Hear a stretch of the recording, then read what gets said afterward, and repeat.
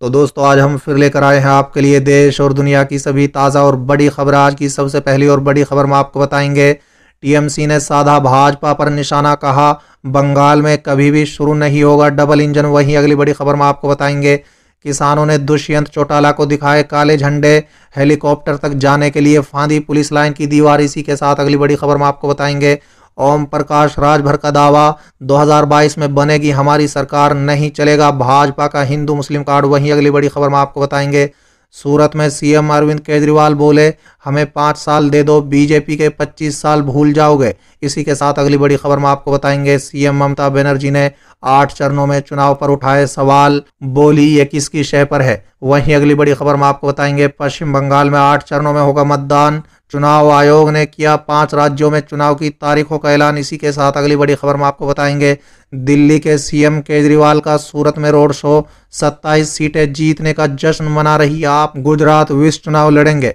इसी के साथ अगली बड़ी खबर में आपको बताएंगे, बीजेपी को फीडबैक, लंबा चला किसान आंदोलन तो खिसक सकता है वोट बैंक। वहीं अगली बड़ी खबर में आपको बताएंगे, पीएम मोदी के सांसदीय क्षेत्र वाराणसी में एबीवीपी का सुबड़ा साफ, कांग्रेस और सपा के छात्र संगठनों ने गाड़ा झंडा।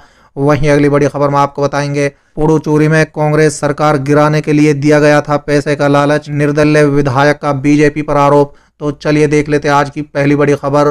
टीएमसी ने साधा भाजपा पर निशाना, कहा बंगाल में कभी शुरू नहीं होगा डबल इंजन। दोस्तों दरअसल केंद्र और राज्य में एक ही पार्टी की सरकार होने से पश्चिम बंगाल में विकास की रफ्तार तेज हो जाने के दावे को लेकर भाजपा पर प्रहार करते हुए तृणमूल कांग्रेस ने शुक्रवार को कहा है कि भगवा पार्टी का डबल इंजन का जाप राज्य में कभी मूर्त रूप नहीं ले पाएगा। दोस्त बता दें, वरिष्ठ तृणमूल और मंत्री बुरते बसु ने संवाददाताओं से कहा है कि आगामी विधानसभा चुनाव के लिए प्रचार करते हुए भाजपा नेता केंद्र और राज्य में एक ही दल की सरकार की जरूरत पर जोर दे रहे हैं। उन्होंने कहा है कि इस डबल इंजन की ट्रेन में आम लोगों की सवारी के लिए डब्बे नहीं होंगे। यदि आप भाजपा शासित राज्य में हत्याओं की संख्याएं और दलितों महिलाओं पर हमले को देखें तो ये इंजन बहुत धीमी रफ्तार से चलेंगे। चलिए अगली खबर, किसानों ने दुष्यंत चौटाला को दिखाए काले झंडे, हेलीकॉप्टर तक जाने के लिए फांदी पुलिस लाइन की दीवार। दोस्तों दरअसल कृषि कानून के विरोध में किसानों का रोष कम होने का नाम नहीं ले रहा है। शुक्रवार को सिरसा पहुंचे हरियाणा के डिप्टी सीएम दुष्यंत चौटाला को किसानों ने काले झंडे दिखाए। दोस्त बता दें, उप मुख्यमंत्री शुक्रवार को सिरसा पहुंचे।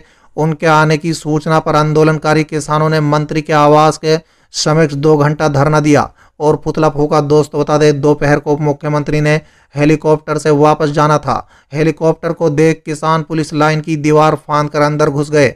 हेलीकॉप्टर का घेराव करने जा रहे किसानों को पुलिस ने समझाकर रोड पर जाने को कहा। इसके बाद किसानों ने करीब 20 मीटर दूर से हेलीकॉप्टर को काले झंडे दिखाकर मंत्री का विरोध किया। दोस्तों बता दें, शुक्रवार सुबह उप मुख्यमंत्री दुष्यंत चौटाला सिरसा में अपने आवास पर पहुंचे।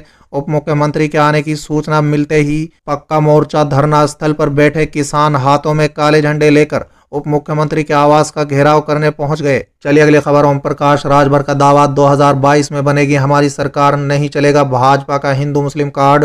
दोस्तों दरअसल उत्तर प्रदेश के आजमगढ़ में भागीदारी संकल्प मोर्चा के संयोजक और पूर्व कैबिनेट मंत्री ओम प्रकाश राजभर ने शुक्रवार को सीएम योगी आदित्यनाथ के टोपी वाले बयान पर चुटकी ली। साथ ही उन्होंने कहा है कि जो कल तक हमें कमजोर बताते थे वही आज हमारी ताकत से डरने लगे हैं। ये हमारे लिए शुभ संकेत हैं। इसके अलावा राजभर ने दावा किया है कि इस बार भाजपा का हिंदू मुस्लिम कार्ड नहीं चलेगा और 2022 में होने वाले यूपी विधानसभा चुनाव में भागीदारी संकल्प मोर्चा पूर्ण बहुमत की सरकार बनाएगा। इसके अलावा भागीदारी संकल्प मोर्चा के संयोजक ओम प्रकाश राजभर ने कहा है कि भारतीय जनता पार्टी उनके असदुद्दीन ओवैसी के साथ गठबंधन से चिंतित नहीं है, बल्कि वो इस बात को लेकर परेशान है कि हिंदू मुस्लिम कैसे करें, लेकिन अब ऐसा होने वाला नहीं है। चलिए अगली खबर, सूरत में सीएम अरविंद केजरीवाल बोले हमें 5 साल दे दो, बीजेपी के 25 साल भूल जाओगे।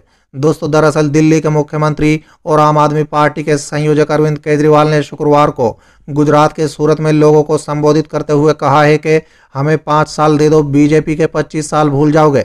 साथ ही उन्होंने कहा है कि कांग्रेस और बीजेपी के अच्छे नेता अपनी अपनी पार्टी छोड़कर हमारी पार्टी में आ जाएं।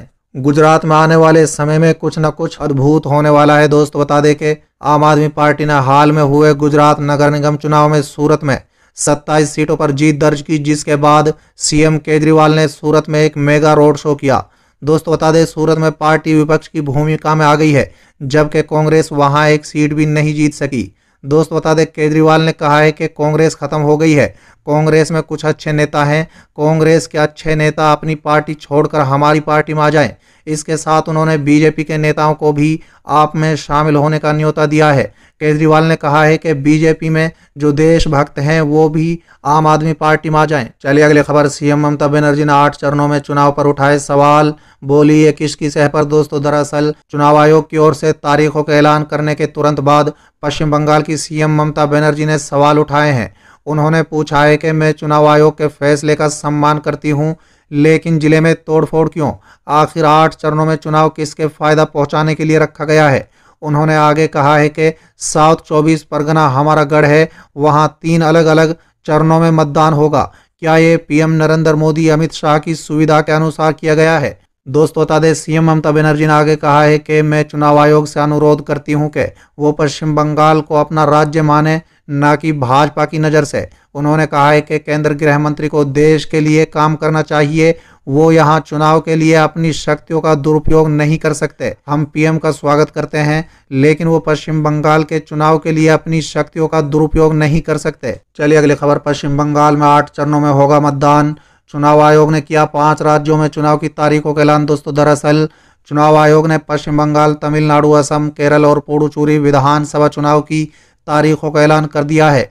दोस्त बता दें, पूर्ण चुनाव आयोग ने शुक्रवार को दिल्ली स्थित अपने मुख्यालय में आयोजित एक प्रेस कॉन्फ्रेंस में इसकी घोषणा कर दी है। दोस्त बता दें, पश्चिम बंगाल की 294 विधानसभा सीटों पर 8 चरणों में मतदान कराया जाएगा, वहीं असम में 3 चरणों में मतदान होगा। दोस्त बता दें, प्रेस कॉन्फ्रेंस में मुख्य चुनाव आयुक्त सुनील अरोड़ा ने बताया है कि इस बार पश्चिम बंगाल में 8 चरणों में मतदान कराए जाएंगे। 5 राज्यों में वोटों की गिनती एक साथ 2 मई को कराई जाएगी। चुनाव की तारीखों की घोषणा के साथ ही चुनाव वाले राज्यों में कल से आदर्श चुनाव आचार संहिता लागू हो गई है। दोस्त बता दें, पश्चिम बंगाल विधानसभा की 294 सीटों पर मतदान 8 चरणों में कराया जाएगा। पहले चरण में 30 सीटों पर 27 मार्च को मतदान होगा। दूसरे चरण में 30 विधानसभा सीटों पर 1 अप्रैल को मतदान कराया जाएगा। तीसरे चरण में 31 सीटों पर 6 अप्रैल को मतदान कराया जाएगा। चौथे चरण में 44 सीटों पर 10 अप्रैल को मतदान कराया जाएगा। 5वें चरण में 45 सीटों पर मतदान 17 अप्रैल को कराया जाएगा। छठे चरण में 43 सीटों पर 22 अप्रैल को मतदान होगा। 7वें चरण में 36 सीटों पर मतदान 26 अप्रैल को होगा। 8वें और अंतिम चरण में 35 सीटों पर मतदान 29 अप्रैल को कराया जाएगा। चलिए अगली खबर। बीजेपी का फीडबैक, लंबा चला किसान आंदोलन तो खिसक सकता है वोट बैंक। दोस्तों दरअसल कई महीनों से चल रहा किसान आंदोलन के बाद आ रही जमीनी रिपोर्ट बताती है कि बीजेपी के लिए संकेत अच्छे नहीं है। सूत्रों के हवाले से खबर मिली है कि केंद्रीय मंत्री संजीव बलियान ने बीजेपी अध्यक्ष जेपी नड्डा से मुलाकात कर कृषि कानूनों के खिलाफ लगभग 3 महीने से चल रहे आंदोलन पर रिपोर्ट दी है कि आंदोलन बीजेपी को नुकसान पहुंचा सकता है। पिछले हफ्ते जेपी नड्डा और गृह मंत्री अमित शाह ने हरियाणा, पश्चिम यूपी, राजस्थान और मध्य प्रदेश के 40 जाट बहुल सीटों से आने वाले सांसदों, विधायकों और प्रमुख नेताओं के साथ बैठक की थी। इस बैठक में तय किया गया था कि सांसद आम जनता के बीच जाकर कृषि कानूनों के बारे में बताएं कि किस तरह से ये कानून किसानों के लिए फायदेमंद है। दोस्तों बता दें, आंदोलन लंबा चला तो जाट और मुस्लिम वोट बैंक के एकजुट होने की संभावनाएं बढ़ सकती हैं। पश्चिम यूपी में ही नहीं बल्कि जिन जिन प्रदेशों में भी जाट हैं वो अन्य जातियों को भी प्रभावित करने में सक्षम है। चलिए अगली खबर। पीएम मोदी के सांसदीय क्षेत्र वाराणसी में एबीवीपी का सुबड़ा साफ, कांग्रेस और सपा के छात्र संगठनों ने गाड़ा झंडा। दोस्तों दरअसल प्रधानमंत्री नरेंद्र मोदी के सांसद क्षेत्र वाराणसी में भाजपा के छात्र संगठन एबीवीपी का सुबड़ा साफ हो गया है। वाराणसी में स्थित महात्मा गांधी काशी विश्वविद्यालय छात्र संघ चुनाव में एनएसयूआई की ऐतिहासिक जीत हुई है। इस चुनाव में कांग्रेस के छात्र संगठन एनएसयूआई और समाजवादी पार्टी के छात्र यूनिट के पैनल को बड़ी सफलता मिली। चलिए अगली खबर। पुडुचेरी में कांग्रेस सरकार गिराने के लिए दिया था पैसे का लालच, निर्दलीय विधायक का बीजेपी पर आरोप। दोस्तों दरअसल केंद्र शासित प्रदेश पुडुचेरी के माहे विधानसभा क्षेत्र से निर्दलीय विधायक डॉक्टर वी रामचंद्रन ने बड़ा खुलासा किया है। दोस्तों बता दें, उन्होंने कहा है कि पुडुचेरी की कांग्रेस सरकार को गिराने में सहयोग देने पर उन्हें अपने निर्वाचन क्षेत्र के विकास के लिए और साथ ही व्यक्तिगत रूप से सहयोग देने के लिए बड़ी धनराशि की पेशकश की गई थी।